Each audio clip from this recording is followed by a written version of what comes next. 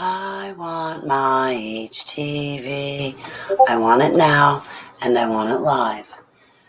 So I am reading my autobiography for the first time, and like I said, it's a rough draft. I just wrote it and then sent it off for copyrights.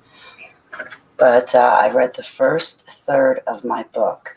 So I read the section called My Normal Life. And there's a big part that I left out of my autobiography. And I want to address that story really quick.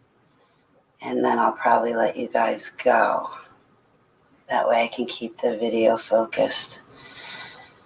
Thank you, See Me Now, Agent X11. It's really good to see you, sweetheart. Blessings, Shauna. Okay, so I read through the first third of my book today, and there's a huge section that I left out of that part.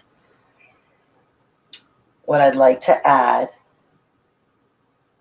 is to that first section when I'm talking about my normal life, you know, the one we're all in here now, not the active MK Ultra life, but in my normal life, to coincide with what I wrote in the book, I talk about a blonde, curly-haired boy who has a ministry that I kept having dreams of.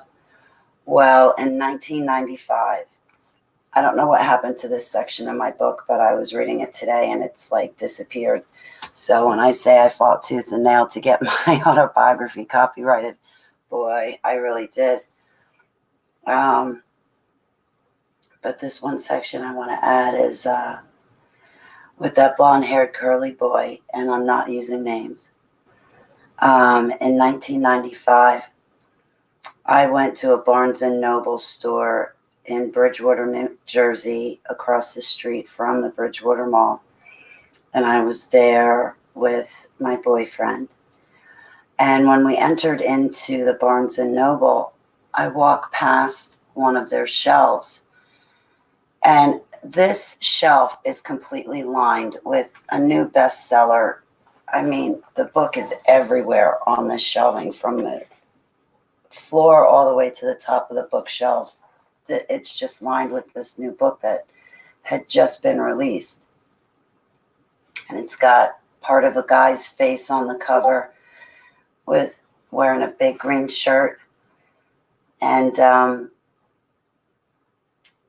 we walked past the shelves, and I'm like, who's this guy?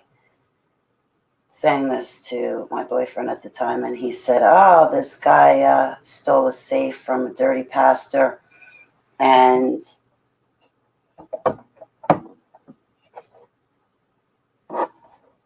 this is his autobiography that came out. He stole a safe from a dirty pastor, and now he's writing about it, or something like that. And the conversation was very strange between my boyfriend and I at the time. And I had this strange feeling come over me. On the way out of the Barnes & Noble, again, I passed by this bookcase, and I engaged my boyfriend once again. I'm like, who is this again? And my boyfriend answered, you know, this guy, he stole a safe from a dirty pastor. He, you know, he's in hiding. And I said to my boyfriend at the time, I said, they're never going to find him. The FBI won't find him. He's somewhere out in the middle of the desert. They're never going to find him. Looking back, it was an odd conversation to have. But I believe at times I've heard my shepherd talk through other people. That was in 1995, so I was approximately 19 years old when I had that dream of the pastor who stole it. Had a dream of the guy who stole a safe from a dirty pastor, was not found by authorities, and basically turned himself in, who hid out in the middle of the desert. That was in 1995. What I would like to add, but this goes to the end of the book, but I'm going to say it anyway, so spoiler alert, but I'm not sure when I'm going to be able to add it in. So to fast forward you guys to one part of the book, at the end, when I talk about my awakening, I online reached out. I found the blonde-haired, curly little boy from my dreams. He was on YouTube with the ministry websites and everything else. So I bumped into him online in 2014. So by December 2014, he had received a lot of emails from me. For lack of better terms, I kind of crashed in sideways into his ministry, needing a lot of help, because his ministry helped me to rebuild my mind as the MK Ultra broke down. And he has a way of, my ministry has a way of explaining things that make things very easy to understand. And when my mind was breaking down at its most vulnerable and weakest moments, deprogramming from MK Ultra and Super Soldier projects, this ministry is given credit of holding me up and being there, and their videos really helped me to understand a lot of things. And also during that time, I was unable to speak, so all I could do was type or write or draw.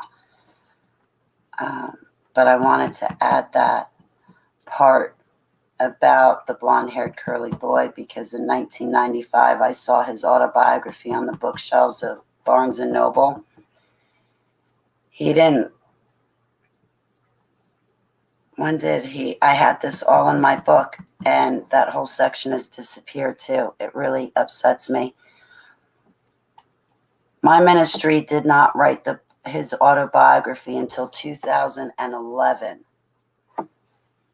I think it was, if my memory serves me, it wasn't until 1999 that he even stole the safe from the pastor in the first place to run from the authorities, hide out in the desert, not get caught, and then later to turn himself in and then write about it in 2011.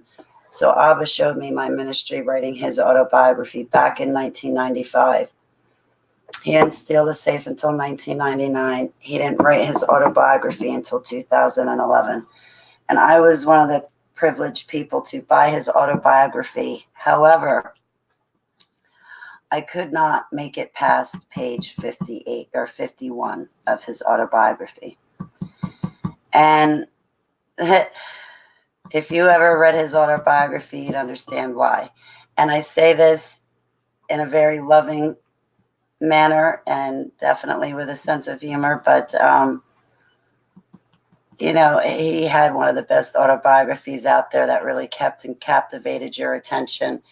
And it was a very good book, but I had been dreaming of him since I was 3 years old. So being back at the time that it was 2015, I was 40 years old. I ordered his book and paid for it, but I couldn't read past page 51 because I had already lived it all with him, because Abba was giving me dreams of him and this other evangelist from California. So, but that's all in the book, but I forgot this one part, and I really, really wanted to tell you guys in case you guys are reading it. So I'm going to have to post this link at the bottom of my autobiography page. But thank you for letting me run this video real quick. I'm going to say hi to my chat room and then cut out. But I definitely encourage you guys to write a book, write about your story. You can always hide your identity.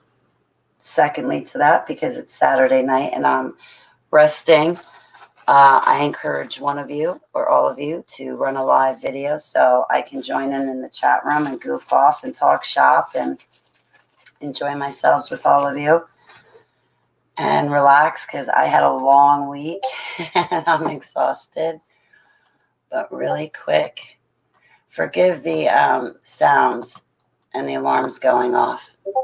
I deeply apologize. I don't know how to turn them off, guys.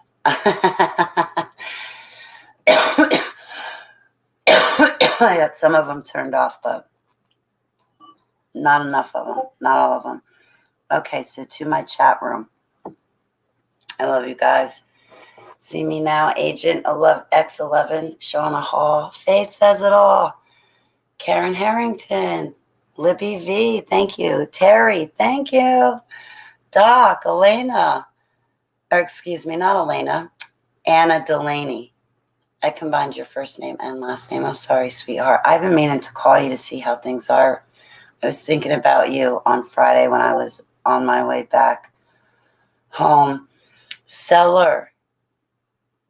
How are you, sweetheart? I've been meaning to call you too. Hey, Tree, it's good to see you. Peanut. Auspicious Condor. Galen. I love you guys. Ben Evans, welcome. Thank you for subbing me. Auspicious Condor.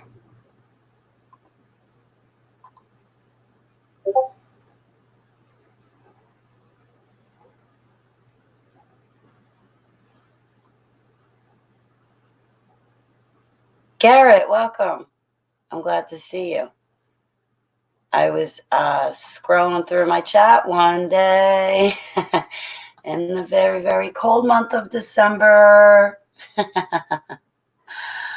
So, yeah, my book is out. And this was a part that I forgot to put in it, so I wanted to clarify, but in the chat room is a link on how you can read my book. Thank you all for hanging out with me, and I hope to see you all live in someone else's chat room. Like Peanut, feel free to fire one up. All right, guys, I love you so much. Thanks for hanging out with me, and thanks for allowing me to make this quick correction. Have a beautiful evening, and Yeshua blessings, everyone. And thank you guys for reading it. Hey, Gerald, it's great to see you. My love to you and your loved ones. I'll talk to you guys later. Bye.